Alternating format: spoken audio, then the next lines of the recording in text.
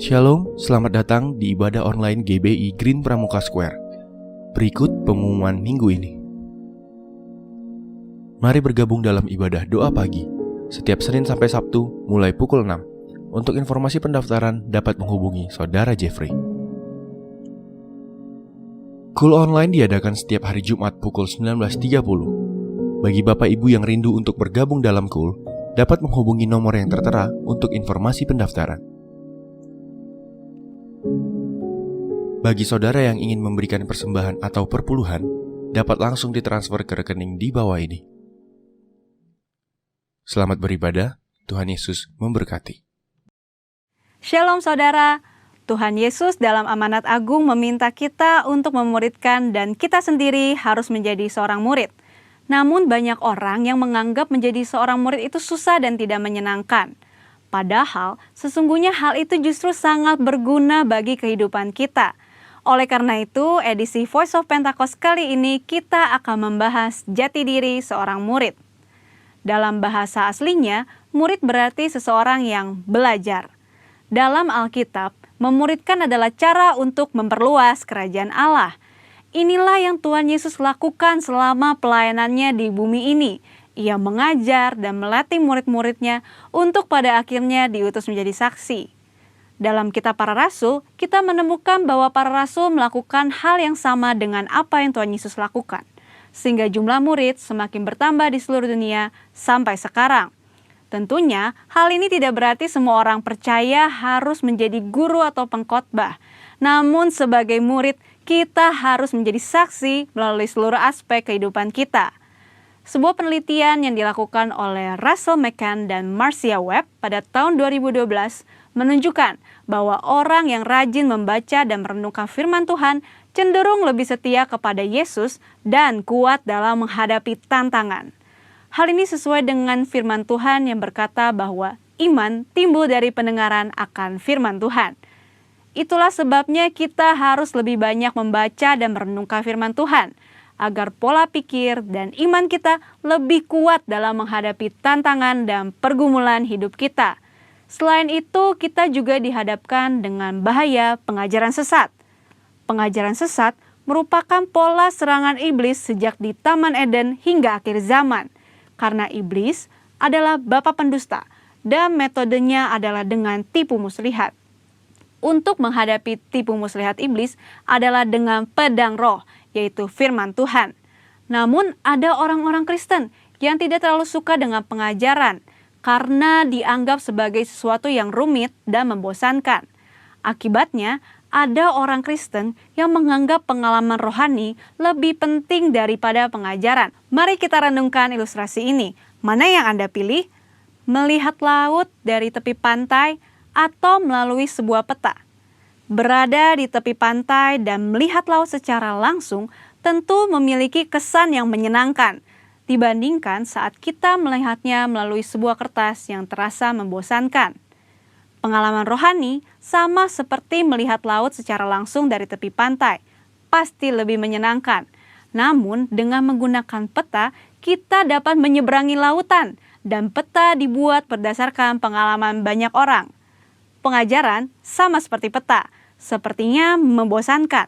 Tetapi pengajaran disusun oleh orang-orang yang sudah mengalami banyak pengalaman rohani. Dan pengajaran memberikan perspektif yang lebih luas dibandingkan pengalaman rohani kita secara pribadi. Jadi, pengalaman rohani dan pengajaran sama pentingnya. Asumsi lainnya adalah menganggap pengajaran sebagai sumber perpecahan gereja. Namun, tidak semua perpecahan adalah sesuatu yang buruk, terutama ketika berhadapan dengan pengajaran yang bertentangan dengan Alkitab. Albert Mohler menggunakan istilah theological triage, yaitu metode untuk menentukan tingkat kekritisan sebuah pengajaran. Tingkat pertama, yang paling kritis, yaitu pengajaran dasar yang mempengaruhi keselamatan seseorang, yaitu pengajaran mengenai Alkitab adalah firman Tuhan, ketritunggalan Allah, ketuhanan Yesus, karya penebusan, keselamatan karena kasih karunia melalui iman hanya kepada Yesus Kristus. Pada tingkatan ini, maka perbedaan pengajaran sekecil apapun tidak dapat ditoleransi, sehingga penolakan dan perpecahan dapat diterima, bahkan mungkin harus terjadi dan tidak dapat dihindari. Tingkat kedua adalah pengajaran yang tidak mempengaruhi keselamatan, namun berpotensi memisahkan gereja. Contohnya, pengajaran mengenai kepastian keselamatan, metode baptisan air, serta baptisan dan karunia Roh Kudus. Mungkin saja kita memiliki doktrin yang berbeda dengan gereja non-Pentakosta, namun kita tidak dapat mengatakan bahwa mereka tidak diselamatkan selama mereka percaya kepada Yesus Kristus sebagai Tuhan dan Juru Selamat. Tingkat ketiga, pengajaran yang berbeda namun tidak esensial untuk memisahkan gereja, seperti pengajaran mengenai urutan peristiwa Second Coming dan akhir zaman. Tanpa mengenali tingkat kekritisan pengajaran ini, maka kemungkinannya perbedaan pengajaran sekecil apapun dapat mengakibatkan perpecahan. Di sisi lain, terjadi kompromi yang berbahaya ketika pengajaran yang bertolak belakang diterima di dalam gereja. Lalu, apa langkah praktis yang harus kita lakukan untuk menjadi seorang murid yang sejati? Mulailah dengan membaca Alkitab setiap hari, mendengarkan khotbah dan pengajaran yang sehat dari gereja, serta mengikuti kelas-kelas pengajaran KOM di gereja kita. Ingat, seorang murid itu belajar. Belajar adalah sebuah usaha yang memerlukan ketekunan. Tuhan menegur bahkan mengutuk orang yang malas, baik yang malas bekerja maupun yang malas belajar. Marilah kita bertekun dalam pengajaran, dan Tuhan berjanji akan mempertajam telinga kita sebagai seorang murid. Maranatha, Tuhan Yesus memberkati. Salam saudaraku terkasih dalam nama Tuhan. Firman Tuhan berkata bahwa orang-orang yang menanti-nantikan Tuhan akan mendapat kekuatan yang baru. Apapun keadaan kita mau tetap semangat melayani Tuhan. Haleluya!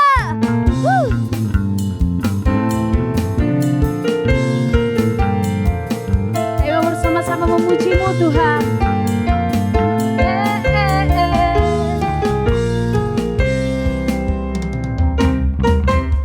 Jangan lelah bekerja di ladangnya Tuhan. Roh Kudus yang beri kekuatan, yang mengajar dan menopang.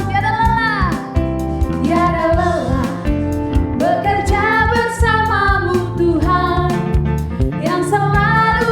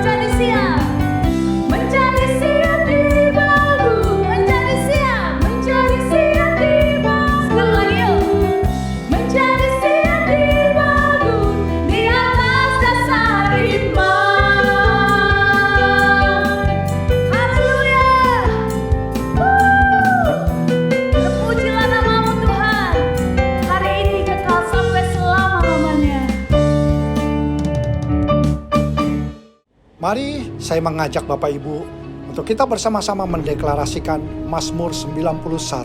Orang yang duduk dalam lindungan yang maha tinggi dan bermalam dalam naungan yang maha kuasa akan berkata kepada Tuhan, tempat perlindunganku dan kubu pertahananku, Allahku yang kupercayai. Sungguh, dialah yang akan melepaskan engkau dari jerat penangkap burung, dari penyakit sampar yang busuk. Dengan kepaknya ia akan menudungi engkau, di bawah sayapnya engkau akan berlindung. Kesetiaannya ialah perisai dan pagar tembok. Engkau tak usah takut terhadap kedahsyatan malam, terhadap panah yang terbang di waktu siang, terhadap penyakit sampar yang berjalan di dalam gelap, terhadap penyakit menular yang mengamuk di waktu petang. Walau 1.000 orang rebah di sisimu dan 10.000 di sebelah kananmu, tetapi itu tidak akan menimpamu. Engkau hanya menontonnya dengan matamu sendiri dan melihat pembalasan terhadap orang fasik. Sebab Tuhan ialah tempat perlindunganmu, yang maha tinggi telah kau buat tempat perteduhanmu. Malapetaka tidak akan menimpa kamu, dan tulah tidak akan mendekat kepada kemahmu.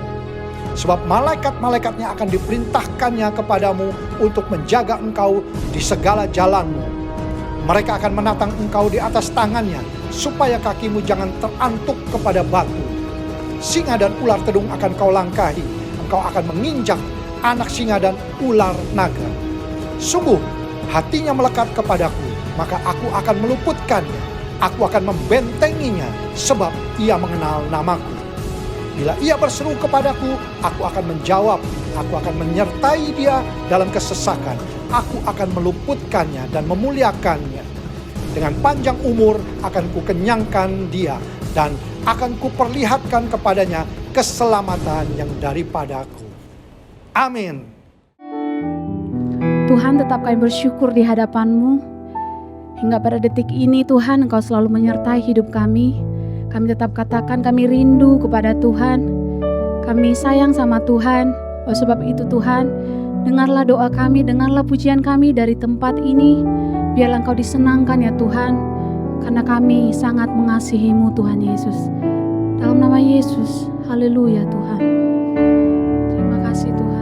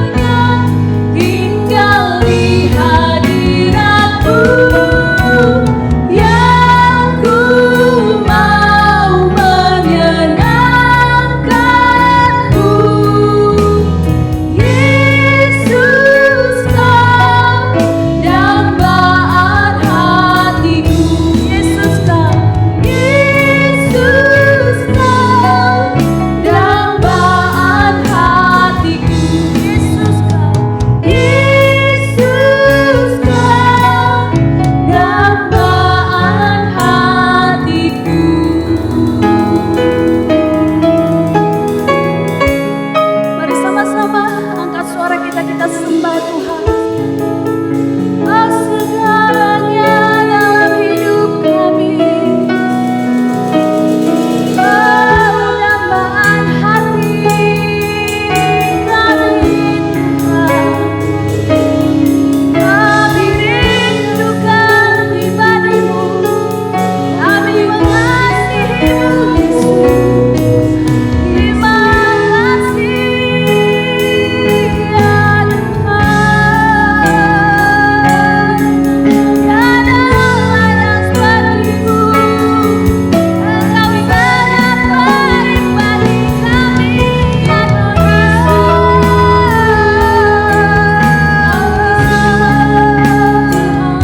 Kami berikan segala penghormatan bagi-Mu ya Tuhan. Kami berikan segala pengagungan kepada-Mu. Kami mengasihi-Mu ya Tuhan. Terima kasih. Terima kasih. Terima kasih. Selamanya Engkau layak kami tinggikan Tuhan. Selamanya Engkau layak kami muliakan Tuhan. Haleluya, haleluya. Berikan sorak-sorai buat Tuhan kita. Haleluya. Sebab Kau layak terima pujian. Sebab Kau layak terima pujian. Sebab Kau layak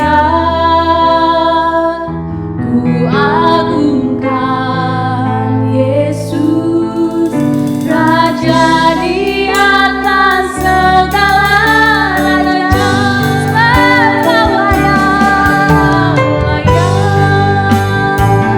terima pujian. Amin. Sebab Kau layak terima pujian. Sebab Kau layak ku agungkan Yesus, Raja di atas segala raja. Engkau layak ditinggikan. Sebab Kau layak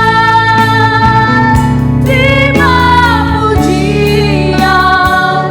Sebab Kau layak terima pujian. Sebab Kau layak ku agungkan Yesus, Raja di atas segala raja. Kau Raja kami, Raja di atas segala raja. Raja kami, Raja di atas segala raja. Haleluya, haleluya. Shalom Bapak Ibu Saudara sekalian yang dikasihi oleh Tuhan. Kita akan mendengarkan kebenaran firman Allah yang bertema pelajaran penting di kala duka. Ini tema yang tidak biasa, pelajaran penting di kala duka. Saudara-saudara, pernahkah saudara mengalami duka cita? Misalnya, pernah kehilangan sesuatu. Kehilangan orang yang kita cintai misalnya. Kehilangan uang misalnya. Saya pernah kehilangan uang, saudara-saudara. Kehilangan teman sejati atau sahabat yang terdekat kita. Mungkin dia pergi ke tempat yang jauh. Saya pun pernah mengalami hal itu. Kehilangan kesehatan misalnya, jadi sakit. Atau kehilangan semangat, gairah kehidupan. Yang jelas Bapak Ibu Saudara sekalian, itu menyebabkan rasa duka cita yang dalam. Duka cita bisa datang kapan saja. Duka cita bisa datang di mana saja. Dan kadang tanpa ada alasan-alasan tertentu kita menghadapi. Tahu-tahu hal itu terjadi. Sangat mendadak dan mengejutkan. Misalnya, papa saya adalah orang yang sehat. Dia guru kungfu, pinter silat, saudara-saudara. Badannya kuat, sehat, kekar, saudara-saudara. Tapi satu saat dia sakit dan dibawa ke dokter. Tahu-tahu dokter memvonis kanker dan kankernya ganas. Lalu dokter itu berkata, usia bapak paling kuat 8 bulan lagi. Ini mendadak sekali, sangat tidak terduga, mengejutkan. Sama halnya seperti pandemik sekarang. Siapa sangka saudara-saudara tahun 2020 mengalami sebuah wabah menyeluruh di seluruh dunia, lebih dari 200 negara. Sangat tidak terduga. Ekonomi merosot tidak terduga, turun drastis investasi, dan banyak sekali orang menghadapi gelombang PHK, putus hubungan kerja. Sebetulnya ini yang disebut masa-masa duka cita, masa-masa duka, karena banyak rintangan, halangan, tantangan, ancaman, gangguan, pencobaan, penderitaan, dan berbagai bentuk yang sangat menekan, menyebabkan kita menghadapi kesedihan yang sangat mendalam. Apa pelajaran yang sangat penting di balik duka cita pada saat kita menghadapi duka cita, saudara-saudara? Kita melihat sebuah peristiwa dalam Alkitab yang kita dapat mengambil 4 pelajaran penting di kala duka. Mari kita lihat Lukas pasal yang ke-7, ayat yang ke-11 sampai dengan ayat yang ke-17. Injil Lukas pasal yang ke-7 ayat 11 sampai dengan ayat 17. Alkitab berkata demikian. Kemudian Yesus pergi ke suatu kota yang bernama Nain.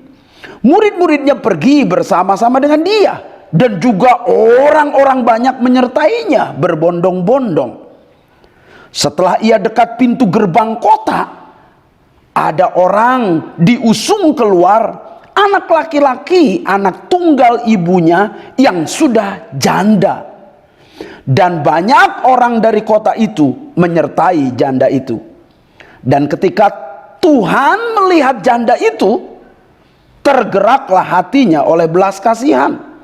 Lalu ia berkata kepadanya, "Jangan menangis."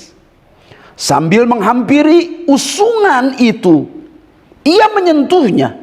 Dan sedang para pengusung berhenti, ia berkata, "Hai anak muda, aku berkata kepadamu, bangkitlah."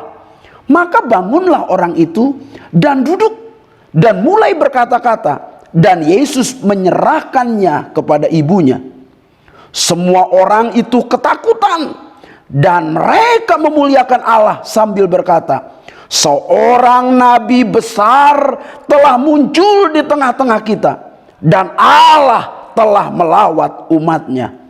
Maka tersiarlah kabar tentang Yesus di seluruh Yudea dan di seluruh daerah sekitarnya. Amin. Dikatakan oleh Alkitab ada sebuah peristiwa yang terjadi di sebuah kota di Israel bernama Nain. Di situ ada seorang janda, dan janda itu kehilangan seorang anak tunggal laki-lakinya.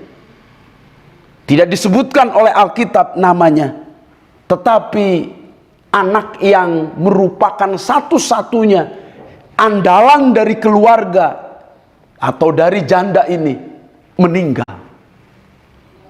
Ini menyebabkan duka cita yang sangat dalam bagi janda ini. Alkitab tidak memberi informasi bahwa anak muda ini sakit apa, atau kecelakaan, atau hal-hal lain. Yang jelas anak muda ini, yang adalah anak tunggal dari ibunya yang sudah janda, meninggal. Mungkin beberapa tahun yang lalu dia ditinggalkan oleh suami yang dicintainya, yang menyebabkan duka cita. Tetapi masih ada penghiburan, yaitu anak tunggalnya laki-laki yang bisa menopang keluarganya. Tetapi sekarang Anaknya telah meninggal satu-satunya ini. Dan ini menyebabkan sebuah pukulan yang besar bagi ibu ini. Tetapi singkat cerita, dalam kisah ini terjadi sebuah kemuliaan, mujizat yang besar. Kristus menolong janda ini dan anak ini dibangkitkan. Lewat peristiwa ini ada pelajaran penting. Paling tidak ada 4 pelajaran penting yang hari ini Tuhan pesankan kepada kita. Yang pertama, kita lihat kisah ini atau peristiwa ini adalah anak muda di Nain dibangkitkan oleh Kristus. Ini adalah peristiwa yang nyata. Kebangkitan anak muda di Nain adalah fakta. Fakta sejarah. Kisah yang sungguh-sungguh terjadi. Misalnya ada nama kota yang bernama Nain di Israel. Itu benar. 20 mil, 25 mil jaraknya, jauhnya dari kota Yerusalem. Jadi ini peristiwa nyata. Peristiwa yang sungguh terjadi. Peristiwa yang dicatat oleh sejarah. Bahwa Yesus pernah membangkitkan orang mati, anak muda di Nain, anak seorang janda. Pelajaran ini penting sekali. Peristiwa ini peristiwa nyata, berupa sejarah yang dicatat oleh Alkitab, tetapi juga ini banyak saksinya. Orang banyak berbondong-bondong dan melihat, menyaksikan secara nyata Yesus membangkitkan anak muda ini dari kematian. Ini mau menunjukkan bahwa peristiwa ini merupakan sejarah yang nyata, tetapi juga Kristusnya yang membangkitkan dia dari antara orang mati adalah Kristus yang nyata. Ini yang tidak boleh dilupakan oleh orang Kristen. Seperti nyatanya sebuah masalah, demikian juga nyatanya sebuah kuasa dan kehadiran Allah. Seperti nyatanya sebuah problem, demikian nyatanya Kristus berkuasa menolong kita lepas dari problem. Seperti nyatanya sebuah kematian, demikian nyatanya sebuah kebangkitan yang dilakukan oleh Kristus. Itu sebabnya jangan takut Bapak Ibu Saudara sekalian. Fakta-fakta sejarah yang terjadi dalam hidup kita, ada Allah yang mengaturnya. Fakta-fakta sejarah yang terjadi dalam hidup kita, ada Tuhan yang menopangnya. Jadi pelajaran penting sekali yang tidak boleh lupa. Penderitaan, fakta.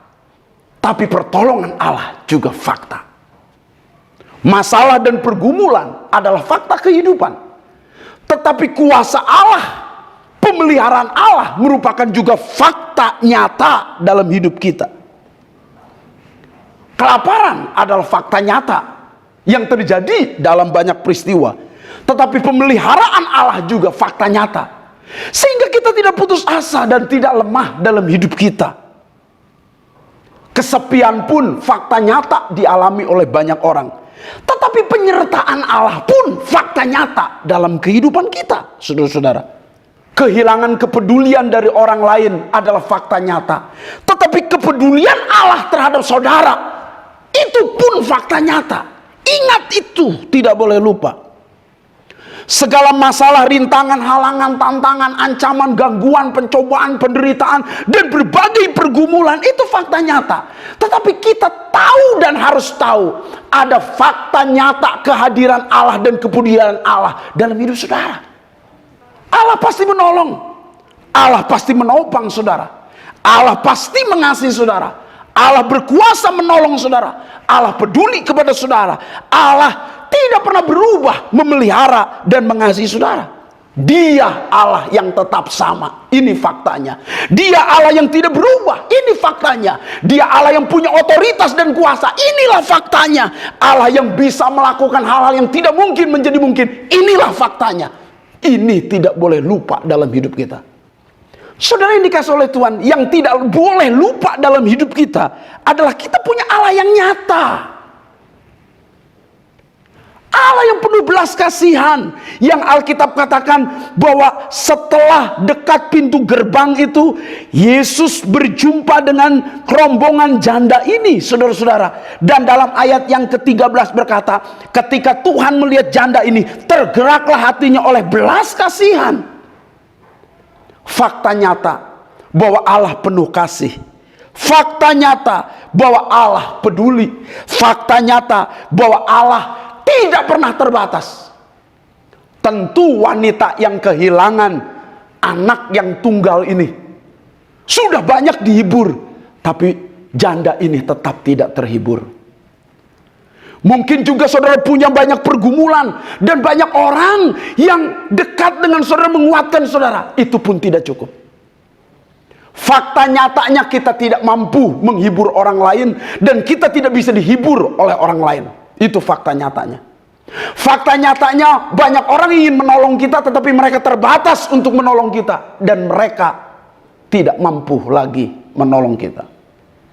Fakta nyatanya banyak orang mendoakan kita, tetapi kenyataannya saudara-saudara, mereka juga berdoa terbatas. Tetapi saya mengingatkan, ada fakta nyata yang lebih nyata dari itu. Kita punya Allah yang tidak terbatas, yang sanggup menopang, menolong kita dan mengasihi kita. Dia tidak pernah berubah. Itu tidak boleh lupa. Bapak, Ibu, saudara sekalian, ingat kalimat ini. Jangan terlalu mempercayai dunia yang nyata ini, sehingga engkau tidak mempercayai Allah yang nyata. Seperti engkau mempercayai kenyataan-kenyataan dunia ini, engkau juga harus mempercayai kemahakuasaan Allah yang begitu nyata dalam hidup kita. Ini pelajaran yang pertama.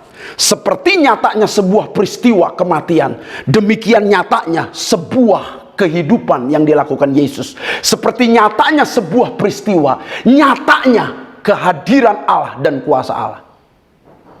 Sesulit apapun, seduka cita apapun, ada Allah yang nyata dalam hidup saudara. Itu pelajaran pertama. Sekarang pelajaran kedua. Bapak, Ibu, saudara sekalian, ya, dalam peristiwa ini tidak ada sesuatu yang kebetulan. Yesus pergi ke suatu kota yang bernama Nain. Di situ dikatakan Yesus pergi ke suatu kota yang bernama Nain. Jadi Yesus merencanakan. Perlu diingat baik-baik dalam pelajaran kedua ini, tidak ada peristiwa yang kebetulan terjadi dalam hidup saudara. Entah duka cita, entah masalah, entah pergumulan, entah tantangan hidup, entah penyakit, entah saudara kejatuhan atau bisnis saudara, ekonomi saudara morat-marit, tidak ada peristiwa yang kebetulan. Dalam peristiwa Yesus membangkitkan anak muda di Nain ini, bukan sebuah peristiwa kebetulan. Rombongan kematian, rombongan janda itu bertemu dengan rombongan kehidupan yang dipimpin oleh Kristus. Kebetulan aja Yesus lewat. No, tidak. Karena Alkitab berkata tidak ada burung di udara jatuh tanpa kehendak Allah yang mengaturnya. Tidak ada rambut di kepala jatuh rontok tanpa kehendak Allah yang mengaturnya. Dalam peristiwa ini jelas sekali. Kalau memang saudara berkata, kebetulan aja Pak Apin. No. Tidak demikian. Masa waktunya sama? Lihat, waktunya sama. Yesus masuk ke kota. Rombongan dari janda ini keluar kota. Kok bisa tepat waktunya? Kalau bukan Tuhan yang mengaturnya. Nggak mungkin. Lalu Yesus pergi ke kota Nain. Lalu janda ini ada di kota Nain dan anaknya meninggal. Kok kebetulan sekali? No, bukan kebetulan. Itu rancangan Allah yang sudah ditetapkan, dan Tuhan ingin membangkitkan sebagai tanda kemuliaan dan kealahannya. Waktu janda ini keluar dari pintu gerbang dan Yesus masuk ke pintu gerbang, kok tepat di jalan yang sama? Apa tidak ada jalan lain? Kebetulan aja? No, bukan kebetulan, saudara-saudara. Sama sekali. Lalu janda itu yang anaknya meninggal kok hari yang sama, sedangkan Yesus pergi ke Nain itu hari yang sama. Kebetulan? No, bukan kebetulan.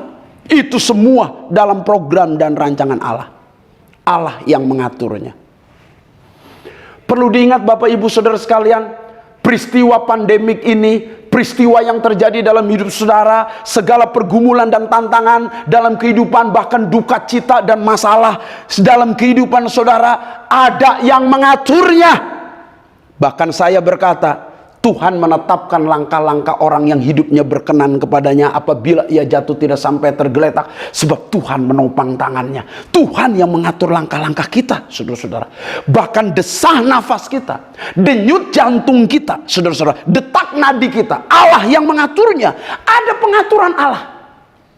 Hiduplah berdasarkan iman bahwa dalam setiap peristiwa yang terjadi dalam hidup saudara ada rancangan Allah yang indah. Katakan amin. Ada rancangan Allah yang mulia. Katakan amin. Ada rancangan Allah yang baik. Katakan amin. Ada rancangan Allah yang terjamin dan mendatangkan kebahagiaan. Katakan amin. Ada rancangan Allah yang sempurna.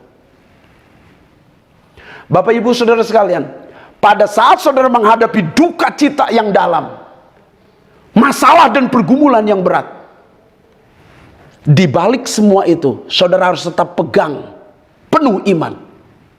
Di balik semua gerak kehidupan dan peristiwa sejarah hidup, ada Allah yang merancangnya. Ini yang tidak boleh lupa. Hingga Tuhan berkata, rancangan-rancangan yang ada padaku bukan rancangan kecelakaan, bukan rancangan yang menyebabkan kegagalan, atau rancangan-rancangan yang merusak. No, tidak. Allah tidak merancangkan hal-hal yang jahat, tetapi Ia merancangkan masa depan yang penuh harapan, kata Alkitab. Siapa yang merusaknya? Jelas kita yang merusaknya. Kita yang merusak rancangan Allah yang indah itu. Kita yang memporak-porandakan. Seperti Adam tergoda dan Hawa tergoda oleh godaan setan. Itu yang menyebabkan rancangan Allah rusak. Namun bila engkau datang pada Yesus, Tuhan akan mengubah hal itu. Jika engkau berjumpa dengan Yesus, Tuhan akan mengubah kematian menjadi kehidupan. Tuhan akan menyatakan kemuliaannya. Dan orang banyak akan berkata, Allah telah melawat umatnya. Seorang nabi telah datang melawat kota kita. Ini mau menunjukkan di balik peristiwa bukan kebetulan. Ada anugerah Allah yang tidak terbatas yang Allah sediakan bagi saudara. Tetaplah percayai. Situasi dan kondisi separah apapun hari ini yang dialami saudara, tetaplah percayai. Ada rancangan Allah yang indah. Tidak ada peristiwa yang kebetulan. Karena Allah lah perancang istimewa dalam hidup saudara. Itu pelajaran kedua yang sangat penting yang engkau harus ingat dan catat. Sekarang pelajaran yang ketiga. Bapak Ibu Saudara sekalian, dalam peristiwa Yesus membangkitkan anak muda di Nain ini, Tuhan menjumpai janda ini yang begitu sedih. Bukan hanya kehilangan suaminya, tetapi sekarang kehilangan anak yang dikasihinya, anak tunggalnya. Justru Tuhan menjumpai dengan cara apa? Berjumpa rombongan kematian dengan rombongan kehidupan ini. Lalu Yesus bukan hanya berpapasan, tetapi Yesus menghampiri, kata Alkitab. Yesus menghampiri dalam ayat 14 usungan itu atau mayat itu. Lalu Yesus menyentuhnya, Alkitab bilang. Lalu Yesus, saudara-saudara, berkata kepada anak muda ini, hai anak muda, aku berkata kepadamu, bangkitlah. Dan anak muda ini bangkit, lalu bisa berkata-kata. Setelah itu Yesus menyerahkannya kepada mamanya, kepada janda ini. Ujung-ujungnya semua orang menjadi takut, memuliakan Allah, dan mereka berseru, seorang nabi telah datang ke kota kita dan Allah telah melawat umatnya.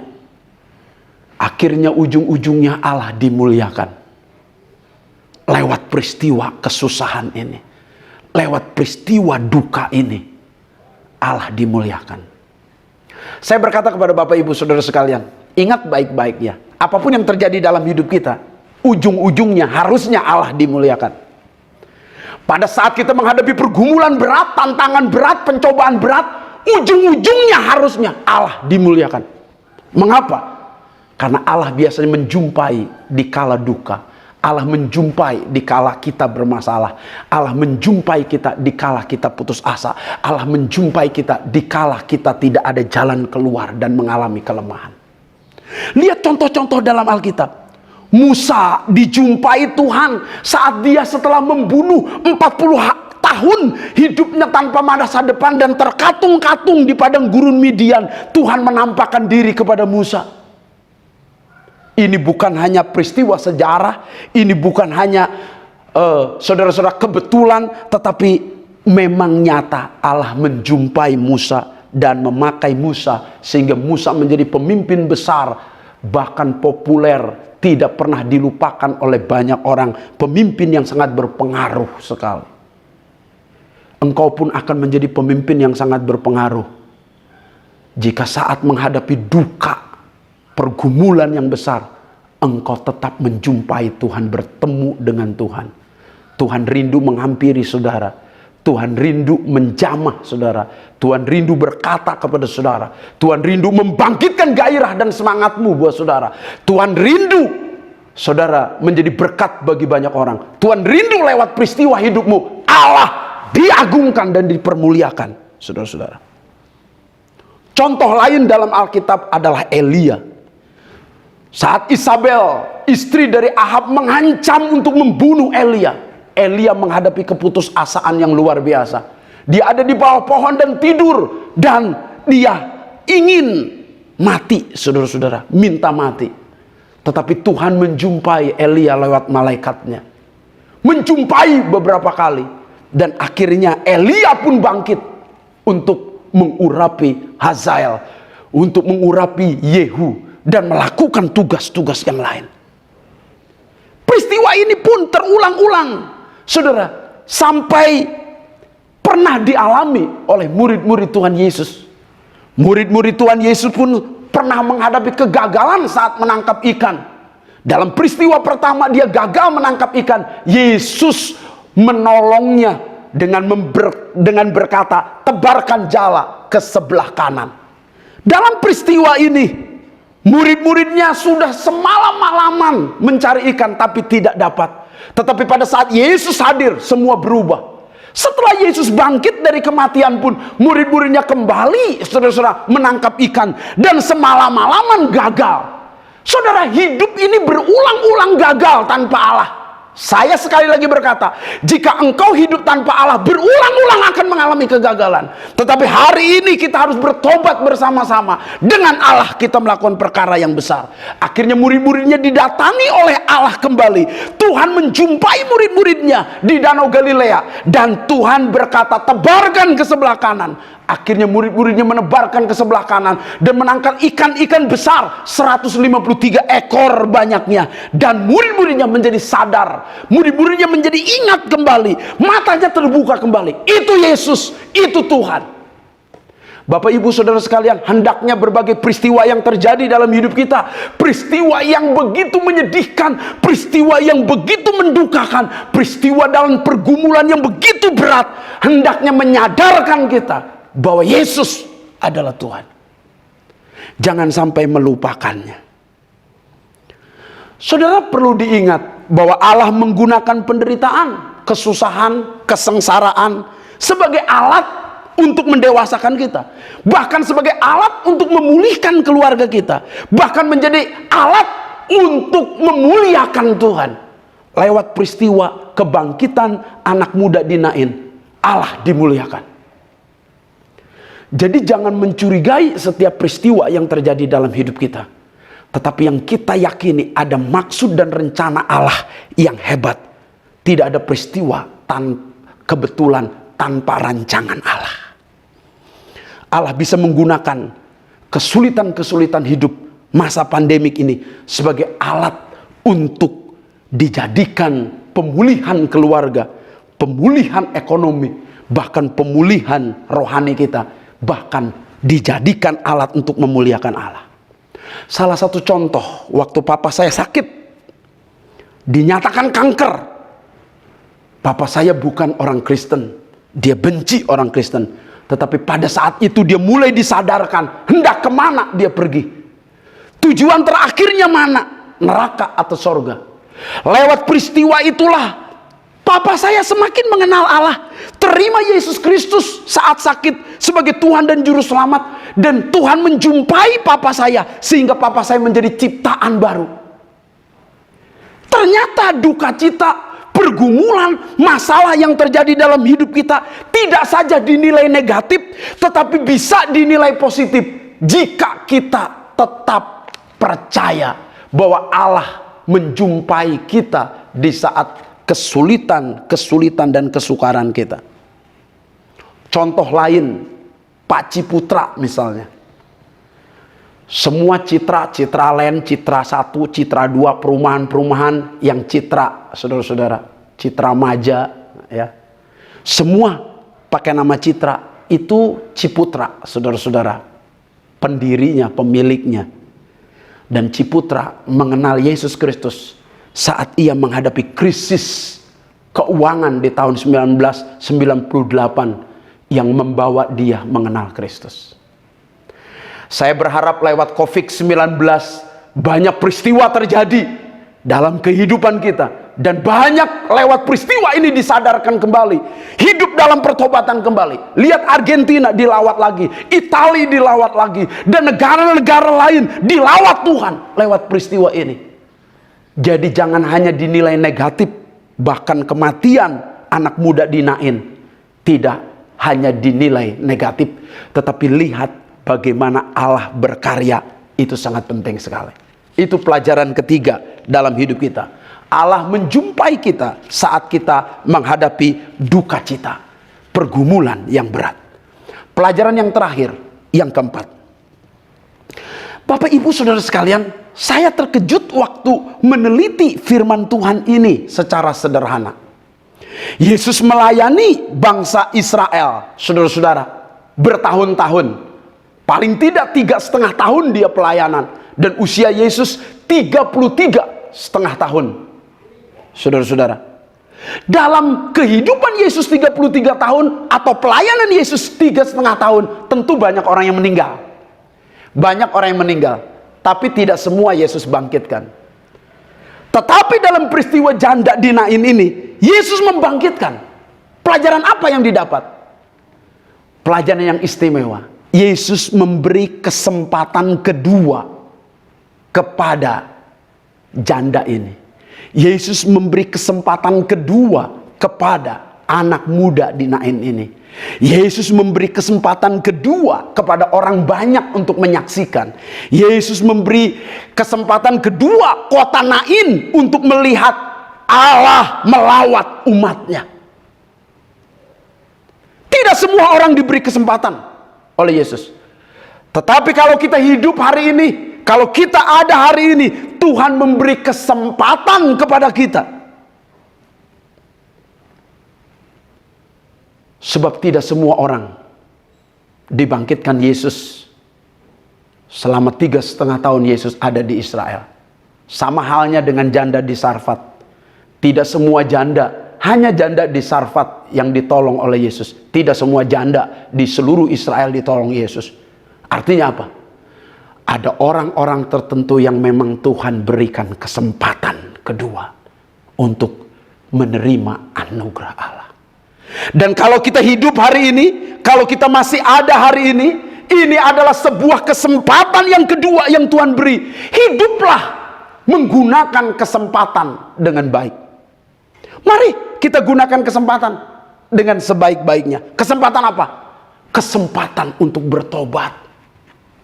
Saya tidak tahu latar belakang janda muda Nain ini meninggal karena apa, lalu sakit apa, lalu ditegur apa, mungkin masalah apa, dosa apa, saya tidak tahu. Juga janda ini tidak tahu juga karena ada masalah apa, pergumulan apa. Tetapi saudara, kalau kita diberi kesempatan kedua, gunakan sebaik-baiknya untuk hidup benar, untuk hidup lebih baik, untuk hidup lebih dalam pertobatan. Berubah total lah. Tinggalkan segala dosa dan kejahatan. Hati-hati dengan pembiaran terhadap dosa.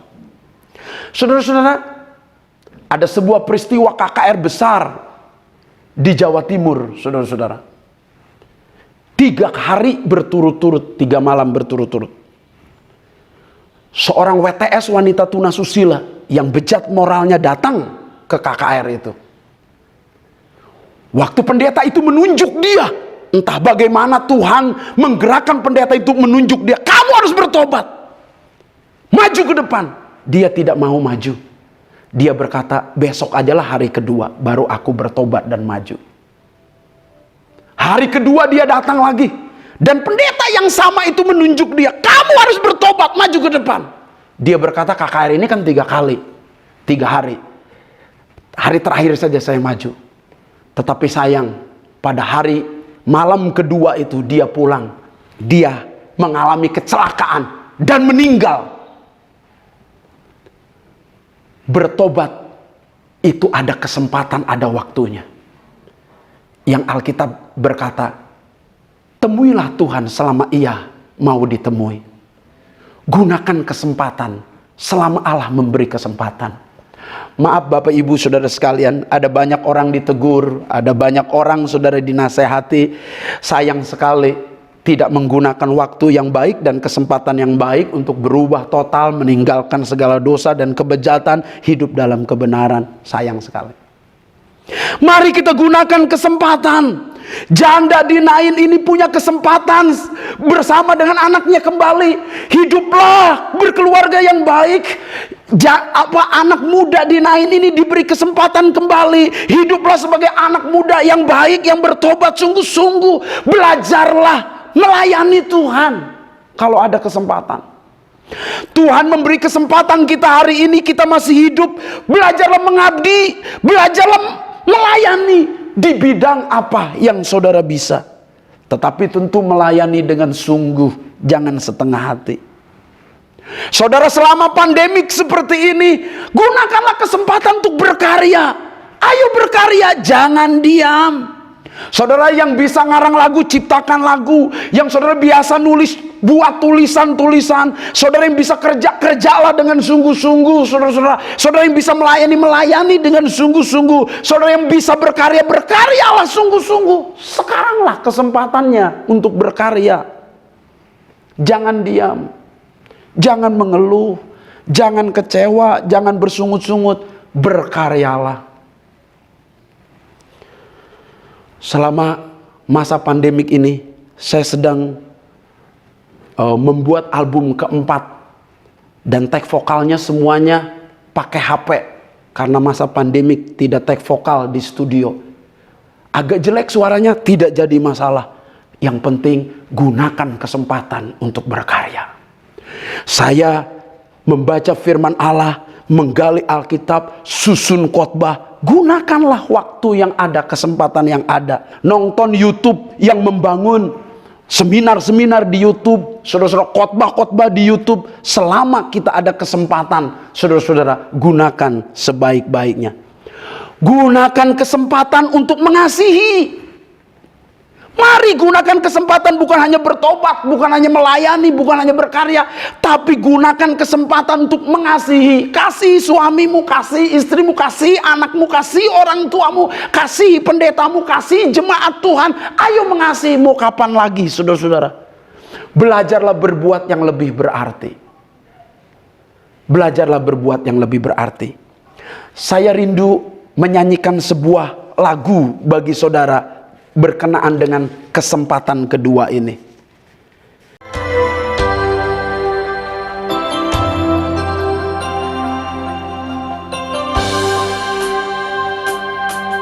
Bila ku diberikan kesempatan kembali, ku melayani Tuhan dengan segenap hati. Bila ku diberikan kesempatan kembali, ku akan berbuat lebih berarti. Bila ku diberikan kesempatan kembali, ku akan lebih mengasihi. Bila ku diberikan kesempatan kembali, ku akan hidup lebih berarti. Hidup ini terbatas, hai saudara, sungguh cepat, pendek dan singkat adanya. Karena itu ku takkan sia-siakan kesempatan yang ada. Hidup ini terbatas, hai saudara, sungguh cepat, pendek dan singkat adanya. Karena itu ku takkan sia-siakan kesempatan kedua. Jadi Bapak Ibu Saudara sekalian, karena hidup kita ini sangat cepat, pendek, singkat, gunakan sebaik-baiknya kesempatan yang Tuhan beri. Janda di Nain ini punya kesempatan kembali bersama dengan anaknya. Hayolah lakukan hubungan yang baik dalam keluarga. Anak muda di Nain ini punya kesempatan, hayolah berkarya melayani Tuhan. Lakukanlah hidup yang lebih berarti lagi. Dan ini penting. Hari ini kiranya kebenaran firman Allah menjadi berkat dalam kehidupan kita. Pertama, dalam peristiwa duka yang kita alami selama ini, percayailah, seperti faktanya banyak masalah dan pergumulan, juga fakta sekali Allah itu hidup dan mengasihi saudara. Yang kedua, tidak ada peristiwa yang kebetulan. Semua dirancang Allah secara sempurna. Yang ketiga, Bapak Ibu Saudara sekalian, bahwa dalam setiap dukanya hidup kita, Allah menjumpai kita. Sering lewat hal ini, justru Allah menjumpai kita dan mengasihi kita, menyatakan mujizat dan kemuliaannya, saudara-saudara. Yang keempat, Tuhan memberi kesempatan pada setiap orang. Berkali-kali bahkan. Tetapi hari ini, gunakanlah sebaik-baiknya untuk hidup dalam pertobatan, untuk hidup melayani Tuhan, untuk hidup berkarya lebih lagi, untuk mengasihi dan saling mengasihi, untuk menjadi orang Kristen yang lebih bermutu, lebih berarti. Amin. Mari kita tundukkan kepala, kita berdoa. Bapa di dalam surga, kami mengucap syukur pada saat hari ini. Biarlah kebenaran firman Allah menjadi berkat bagi kami sekalian. Tuhan memberkati kami, dan setiap kami tidak ada satupun yang dilalui oleh Tuhan. Kami mempercayai sepenuh, seperti faktanya sebuah masalah, demikian faktanya sebuah jalan keluar di dalam Tuhan. Seperti faktanya banyak pergumulan, seperti fakta juga Allah yang tidak pernah berubah dan tidak ada yang mustahil bagi Allah. Kami mengucap syukur Tuhan Yesus bahwa kami hidup dalam program dan rancangan Allah yang pasti baik, pasti indah, pasti terjamin, pasti mendatangkan kebahagiaan, dan pasti sempurna. Ke dalam rancangan Engkaulah kehidupan kami serahkan. Dan kami percaya dengan sepenuhnya bahwa Allah rindu menjumpai kami dalam situasi kondisi yang parah sekalipun, untuk menolong dan menyatakan kemuliaannya. Dan kami tahu ada kesempatan kembali kami untuk memulihkan hidup kami, untuk memperbarui kami, bahkan untuk hidup pertobatan, untuk hidup melayani, untuk hidup berkarya, untuk hidup mengasihi, bahkan hidup yang lebih berarti lagi. Terima kasih ya Bapak. Di dalam nama Yesus Kristus kami berdoa dan mengucap syukur. Shalom Bapak Ibu yang dikasihi Tuhan. Saya mengajak kita bersama-sama untuk mendeklarasikan apa yang dimaksudkan dengan Pentakosta ketiga, supaya apa yang kita perkatakan itu terjadi dalam kehidupan kita. Pentakosta ketiga adalah pencurahan Roh Kudus yang dahsyat di zaman now, melebihi yang terjadi di Azusa Street. Pentakosta ketiga akan mengakibatkan penuhan jiwa yang terbesar dan yang terakhir sebelum Tuhan Yesus datang kembali. Pentakosta ketiga akan membangkitkan generasi Yeremia, yaitu anak-anak muda yang dipenuhi Roh Kudus, cinta mati-matian kepada Tuhan Yesus, tidak kompromi terhadap dosa, dan akan bergerak untuk memenangkan jiwa. Pentakosta ketiga lahir di Indonesia yang bergerak ke bangsa-bangsa. Gerakan ini dari timur ke barat dan akan kembali ke Yerusalem. Pentakosta ketiga akan memberikan kuasa untuk menyelesaikan amanat agung Tuhan Yesus. Dan setelah itu Tuhan Yesus datang kembali. Amin. Mari kita angkat tangan kita, Bapak Ibu Saudara sekalian. Bapa di dalam surga, kami tahu ibadah sudah selesai, tetapi kami percaya firman-Mu kekal sampai selama-lamanya. Berkati kami dengan berkat yang tidak terbatas itu turun atas kami. Tuhan memberkati Engkau dan melindungi Engkau. Tuhan menyinari engkau dengan wajahnya dan memberi engkau kasih karunia. Tuhan menghadapkan wajahnya kepadamu dan memberi engkau damai sejahtera. Terimalah segala berkat dari Allah Bapa, Allah Anak, dan Allah Roh Kudus turun atasmu dari sekarang sampai selama-lamanya. Amin. Shalom. Tuhan memberkati.